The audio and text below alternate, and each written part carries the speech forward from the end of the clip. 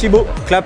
J'expose une espèce d'œuvre sur New York. J'exprime l'identité de chacun à travers tous les petits objets qui font son quotidien. Il y a des petites références à des grands films comme Taxi Driver, il y a Taxi 183, le premier graffeur, il y a Basquiat avec son tag Seimo, il y a Keith Haring, enfin voilà tout ce qu'a fait à New York. Rosemary, go back to bed. You know you're not supposed to be up and around. Shut up, you're in Dubrovnik. Come see him. Come see the child. I don't hear you.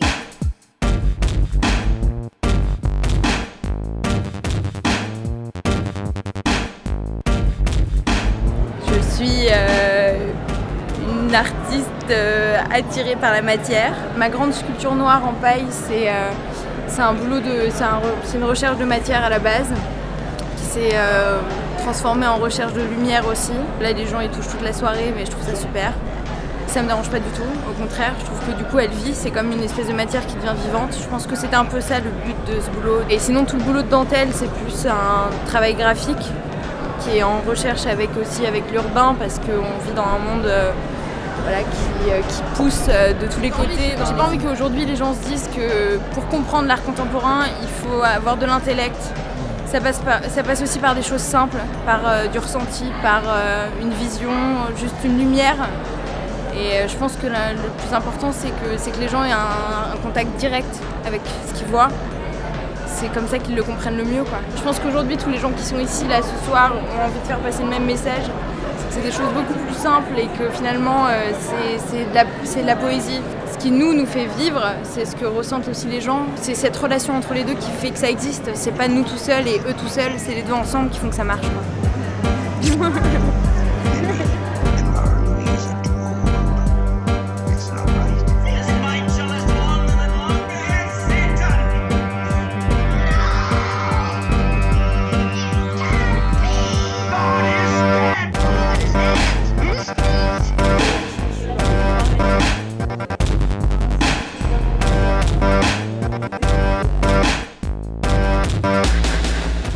Marine Prudon, j'ai fait une première année à Penningen, donc une école de graphisme. Ensuite j'ai fait 2 ans aux ateliers de Sèvres et maintenant je suis en école de mode à la chambre syndicale de la haute couture parisienne. J'expose donc une série d'animaux en fait, de petits squelettes. Ces squelettes en fait ça se rapproche un peu du bestiaire, du côté un peu ex-voto, etc. En même temps il y a le côté un peu bijou parce qu'il y a beaucoup d'ajouts de feuilles d'or, de perlage. Et les formes se rapprochent beaucoup de tout l'univers des insectes, etc. C'est plutôt esthétique et finalement je cherche plus à développer une sorte d'univers, une sorte de monde et un peu de poésie. Rosemary, go back to bed. You know you're not supposed to be up and around. Shut up, you're in Dubrovnik. Come see him. Come see the child. I don't hear you. Je suis étudiant en 3e année aux Arts Décoratifs de Paris et je fais du dessin et de la gravure. Ce qui me motive dans mon travail, c'est de rendre compte d'ambiance, de lumière et d'instants qui m'ont intéressé, qui m'ont plu et de les retranscrire. En fait, ça se voit pas dans mon travail, mais j'aime beaucoup l'expressionnisme abstrait des années 60 aux États-Unis. J'aime aussi beaucoup le travail de Cy Twombly qui est relié à ce mouvement, mais qui est beaucoup plus sur la poésie. Et j'aime beaucoup, dans la maîtrise du dessin, le travail d'Egon Schiele, même si c'est pas très original comme inspiration ou influence, mais je trouve qu'il y a une espèce de danse du dessin qui me plaît beaucoup. Mon but à travers mon art, c'est de faire des choses cool.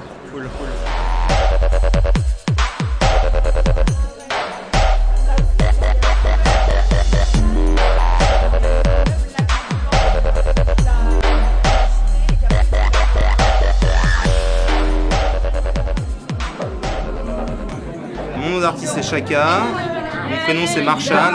Alors ça c'est un petit pied de nez, en fait c'est une réaction par rapport aux autres artistes qui pratiquent le body art. Moi j'en fais pas du tout d'habitude. Ils utilisent toujours des modèles plutôt, on l'adéquation avec les codes esthétiques actuels, c'est-à-dire des modèles plutôt bien gaulés. On a tendance à regarder autant le modèle que le dessin finalement. C'est peut-être efficace, mais en tout cas il n'y a pas de profondeur, il n'y a pas une réelle implication derrière. J'ai pris un modèle charnu qui est Titi ici, qui assume pleinement ses formes. Dans les magazines, à la télévision, les modèles c'est des femmes qui sont plutôt élancées, sveltes, machin. Et du coup, ça fait une génération de jeunes filles qui ne sont pas spécialement bien dans leur peau. Ça rejoint un peu la surconsommation, mais aussi le côté maladif, boulimique ou anorexique qu'on peut retrouver. Ce sont des maladies actuelles qui n'existaient pas il y a un siècle. Et voilà, donc on ne sait pas si c'est la surconsommation qui fait ça ou c'est le mal-être de la société.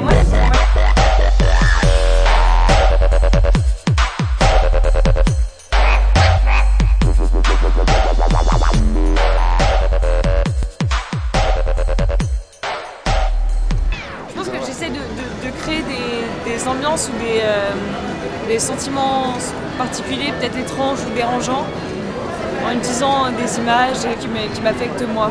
Après, il y a certaines personnes qui rapprochent mes dessins du surréalisme ou des choses comme ça, mais c'est pas forcément ce vers quoi je veux tendre. J'aime bien la précision et les dessins qui prennent du temps, parce que ça me permet d'être en une sorte de méditation quand je dessine et que ça prend du temps, c'est minutieux. Ça part d'images que j'ai trouvées ou que j'aime bien et c'est censé peut-être créer une certaine ambiance peut-être énigmatique justement. Il n'y a pas forcément de solution ou ça veut dire quelque chose, ça représente quelque chose. Je préfère qu'on sache pas tellement ce que ça représente et plutôt que ça soulève des questions. J'aimerais que ça leur fasse ressentir la même chose que moi je ressens quand je fais le dessin.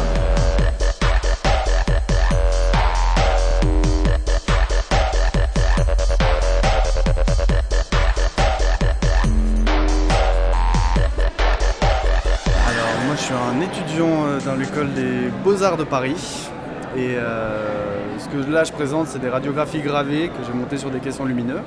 Le processus qui m'intéresse là-dedans c'est le fait de faire sortir de l'imaginaire de quelque chose qui est que la radiographie a un peu tué, quoi. La radiographie c'est juste nous montrer à quoi on va ressembler quand on sera mort de manière scientifique. Ce qui m'intéresse c'est comment est-ce que mentalement on se substitue aux choses pour leur accorder des valeurs en fait. Chaque radiographie est composée de tous les imaginaires et de tous les fantasmes qui venaient juste visuellement, presque en hallucinant les formes, et du coup je me mettais à les réaliser. Il y a une série de photos en haut qui sont des projections d'images sur le corps en fait que j'ai refotographiées ensuite, donc je les présente comme des photographies en soi, quoi.